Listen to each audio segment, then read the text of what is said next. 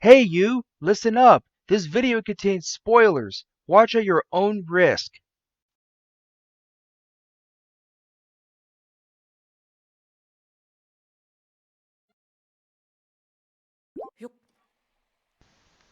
What's going on, viewers from the internet? I'm Variety Gamer 95, back for some more open world opera. So I believe last time I actually fought some guardians and I showed off that you could get some ancient gear. I remember getting the ancient blade saw before. And this time, I'm actually going to do something a little bit different. So this is another idea that I've had for open world opera, and it's going to require me to equip my Flamebreaker gear.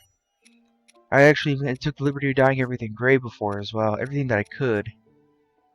I don't know if I actually showed that off last time. Alright. Make sure I don't have any wooden equipment as well. Have any wooden shields. I have one wooden bow. And I just have the torch. Keep the torch on me just in case I need a torch. Anyway, so the areas that I marked for the areas that have treasure, I marked with a treasure chest. Alright, so let's go ahead and first off, I'm going to go ahead and place a pin over here. Next, I'm going to go over here to this shrine. A shrine that's next to Goron City. A lot of these shrines seem to have unpronounceable names, at least seemingly unpronounceable. There is voice acting in this game, but like the majority of it doesn't have any. The only voice acting is really for cutscenes. Okay, so I actually spent quite a few rupees last time as well. It costs a lot of money to craft that ancient gear, that's for sure. Also very time consuming. Okay, so when I came up here to check for a blood moon last time, there were actually some Octoroks, but luckily they don't seem to be here anymore. Alright, so let's go ahead and do the exploit. And this is actually one of the reasons why I use Rivali's Gale. If you upgrade the Flamebreaker's helm, if you upgrade the Flamebreaker set twice, you'll be fireproof. You can step on these molten rocks without a problem. Okay. I remember saying before, at least I think I said this before, that you can literally wear only the Flamebreaker helm and the Flamebreaker, what is it called exactly? The Flamebreaker helm, the Flamebreaker armor, and you could freaking step on metal plates in an active volcano with no ill effects. Oh my lord. Like, dude, it don't matter if you're wearing 2 pieces of armor. You can't step on hot-ass metal plates barefoot. Actually, I'm not sure if you can even do that in tennis shoes either. You're cooked no matter what. Anyway, so I marked a couple of the places in the treasure chest. I wonder if I'm actually going to be speeding this up. I don't know. I'm going to be using the exploit, but whatever. Because it does take a while to get over there after all. Maybe if you don't step in the lava like an idiot like I am, you can get there faster. Okay, no, we should do that. You can't ride your horse up here, so basically it's like using this exploit, that is if you know it.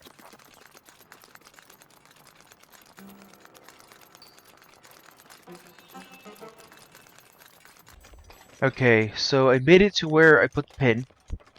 You see that pile of rocks there? That's an Igneo Talus, that one in particular. And I actually came up with a strategy for beating this thing. Ancient bow, I'll use my royal bow. It's the only one I have that's single and not in the ancient bows. Ancient bows aren't too easy to get, anyway. So I have an ice arrow and I have stasis plus equipped. I also still have the master sword. Okay, how long until that's ready? 2:53. Okay, about 3 minutes. Alright, so here's an Igneo Talus. Go near to activate the battle. Okay. I have my ice arrows equipped. As it's a fire-based enemy, let it face me, shoot an ice arrow, and when it lands on the ground, stop time, and then I climb it and attack this thing. Okay. Master Sword's out of energy.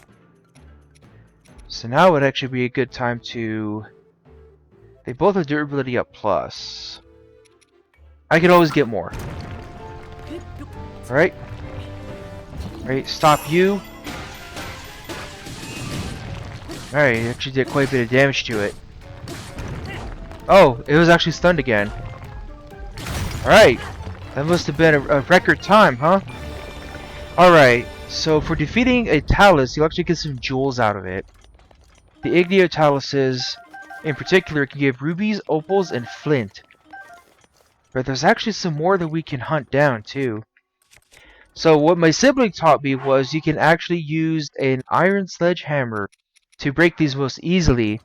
But something more efficient that I found at TV tropes, or at least resource saving, is place a bomb and then detonate it. The rock will break, but whatever's inside will be safe. These are Luminous Stones. Luminous Stones are used to craft special clothing. They're used for dyeing, basically. So these bombs are also useful for getting firewood as well. You can cut down trees with them. This was something that I read in TV tropes, like I said, and I can't believe I didn't think of it sooner. They even said, too, like there's a reason miners use dynamite. And the best part is these bombs are energy based, so you don't have to worry about them blowing up in the volcano's heat.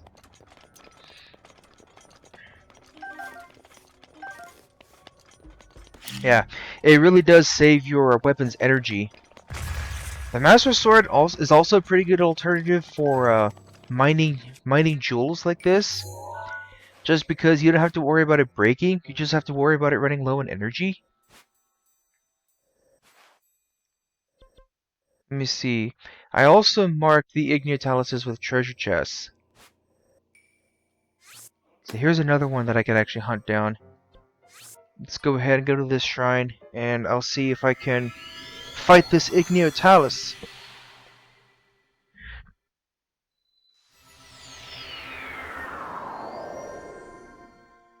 Right, let me see here. I already put the pin down. So, usually I would use Rivali's Gale for something like this. See, I don't have a lot of stamina because I focused on hearts. You know, you can't actually have maximum stamina and maximum hearts at once. It's kind of strange, but that's just the way it is. You know what? Actually, since I'm in the area, let's see here. I put a treasure chest here for a reason, obviously. Ah, here we go. No, I actually had it right. Or, hold on. I believe these are Luminous Stone deposits, yes. You can tell what they are by highlighting them with the camera. Because you can take pictures of them with the... Oh! For the Hyrule Compendium. I want to make sure I don't get knocked off. Because that can and will happen. Alright. Urbosa's Fury is ready. I have the voiceover language set to Japanese. Okay. So those are Luminous Stone deposits. And you know what? I believe... Hold on. Yes, that Igneo Talus is actually right there. I thought that was one in the area. Okay. So pull up my bow. Hold on. I pressed the wrong button. Have Stasis Plus ready. I have my Savage Lionel Sword equipped as well. Hey, buddy. Staying a little close to comfort, aren't you? Right, freeze it. So if you have Urbosa's Fury equipped in a heavy weapon, let me see here. I can get this back. Let me see here. There we go. This will actually stun it and do massive damage. There we go. Boom. To the victor go the spoils. So you can get a lot of rubies from these guys, as well as opals. Opals contain the essence of water. See, these are Luminous Stone deposits. Okay. Let's see if I can actually get them without causing them to fall off the cliff. And without blowing myself up in the process. You see, okay, it's fine. It's all good. You have to wait a little bit before you can use another bomb, though. But it's not like the wait time is long. Well, that one's gone. But I almost have 60 of these things. Whatever. Okay. Hey, Link is fireproof, but he's not lava-proof. I was going to say waterproof. Wow. Good job, Joseph. You're a super genius. Because there could totally be water in an active volcano, right? Actually, there are some hot springs in here. And Link actually can, and this actually would have been a good time to use Rivali's Gale. There we go. You can scale up tall surfaces quickly with this. Ah, here we go. It's these right here. These are the rare ore deposits. If you're really lucky, you may actually be able to find diamonds inside one of these things. Ooh. See? A topaz right there.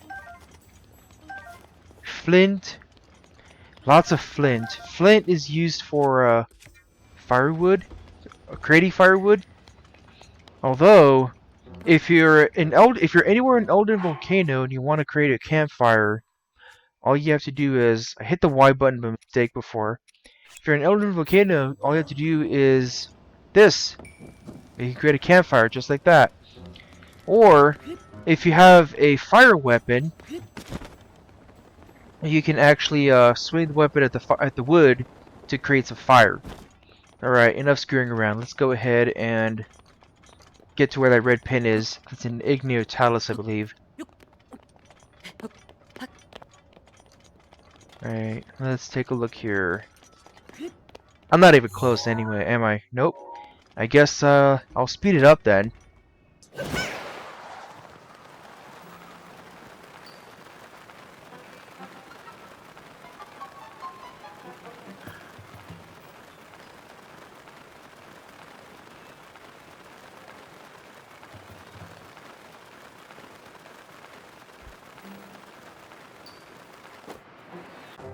Actually, since I'm in the area, you know what? I may as well show these rocks. So that's a fire-based enemy, so you can go away, sir. And some Lizalfo stuff. Steel Lizal shield, okay. These are I believe these are just normal ore deposits. You see here. Alright, yeah, mostly you'll be getting a lot of just a lot of flint from these things. Not flint. Flint and rock salt. Personally, I don't use rock salt because I don't have much of a use for it. I believe even the rare ore deposits can contain rock salt. Okay, so... There you go, there it is, okay. Another Igneo Talus. Can I get that mark? Can you go away? Go away, perhaps. There we go. It's usually why I just get rid of it myself. Stasis plus. Wrong button. I got ice arrows. Alright, come here, buddy. There we go. Okay. Alright, here, bud. Let's fight. Let's fight like gentlemen. Okay. Stop it. Hello? Alright, let's do this. Alright, got an opal. Bam! And that managed to finish him off too. Nice. This is why Bruce's Fury is actually a big help. Alright. Very nice, very nice. So there are actually some more Luminous Stone deposits down here. Or not down here. They're down here. This is where they're at. These are Luminous Stone deposits. But if you want to get some slightly different jewelry, where is it? Here it is. Where you can go is actually to the Great Plateau. The very first area of the game is where you can actually fight your very first mini-boss, a normal Talus. Or maybe it's a stone Talus, I think it's called. There's actually an ice version of a Talus as well that I managed to find out in the Hebra Mountains, I believe it is. There are also some stone pebblets that you can find in the Hebra Mountains. The way that I usually combat those guys is I use the bombs. Because let's face it, that's the easiest way to handle those guys. Okay. I remember somebody actually did a challenge where if you could beat the game without climbing, this is the first thing that you have to climb. Boy did they, boy did they take forever getting that done. Alright, so since I'm in the area, can I actually destroy these trees perhaps? I don't know why I still have my Flamebreaker set equipped. Since I'm in the area, let's show this. Yes. So that's one bomb to knock it down, and 2 bombs to turn it into firewood. Yeah, that's what I meant earlier by you can actually create some firewood by using bombs. Figure since I was here, I may as well show that off. Anyway, okay, there it is. The stamps don't show up on the map until you actually get near them.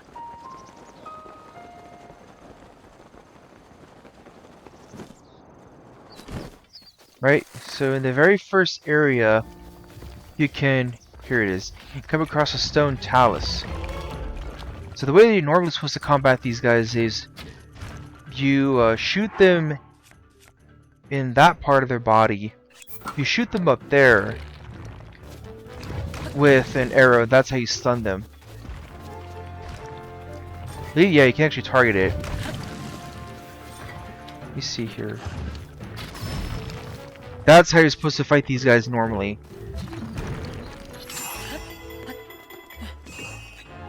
Alright. Come on. Oh, to be fair, he's the first mini-boss that you can fight, so he doesn't have a lot of health. Alright, you can get some ambers out of him. Ambers, rubies. So this is actually a good way to make some money. If you're in need of some money or some materials, like fighting taluses, going to Eldin Volcano, those are some good ways to get some jewels and make money. These Luminous Stones are used for dyeing clothes, sure, but they actually have a different purpose. If you go to Zora's domain, you can find an NPC who will take 10 of them and give you a diamond in exchange.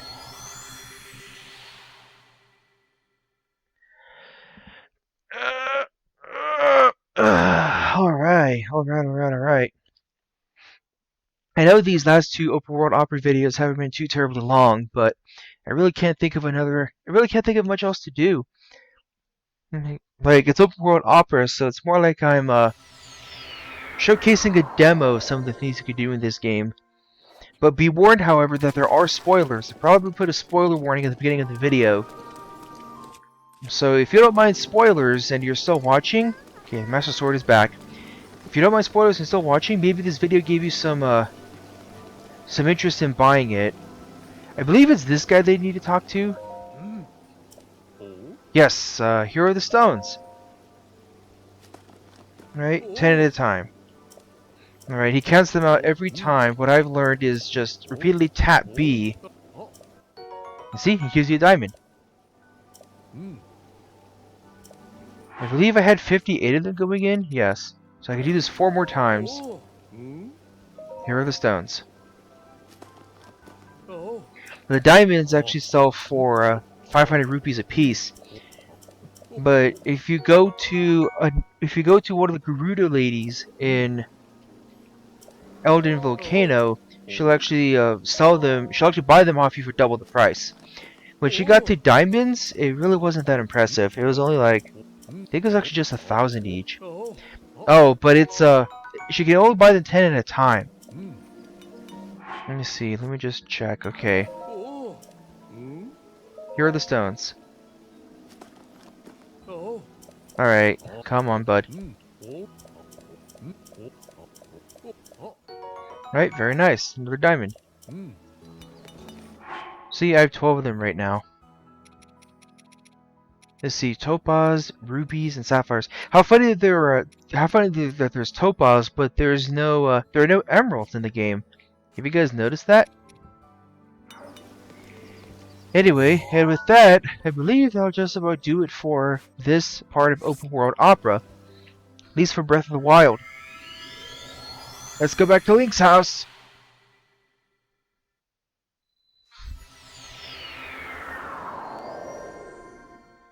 Alright, very nice. I know this is a bit of a shorter video this time, but that's really all I could think of to do right now. Just a bit of a demo of jewel hunting. I think that's what I'm going to call this video, jewel hunting. Anyway, that's it. That's it for this part of Open World Opera. I'll see you guys next time for whatever comes next. Bye!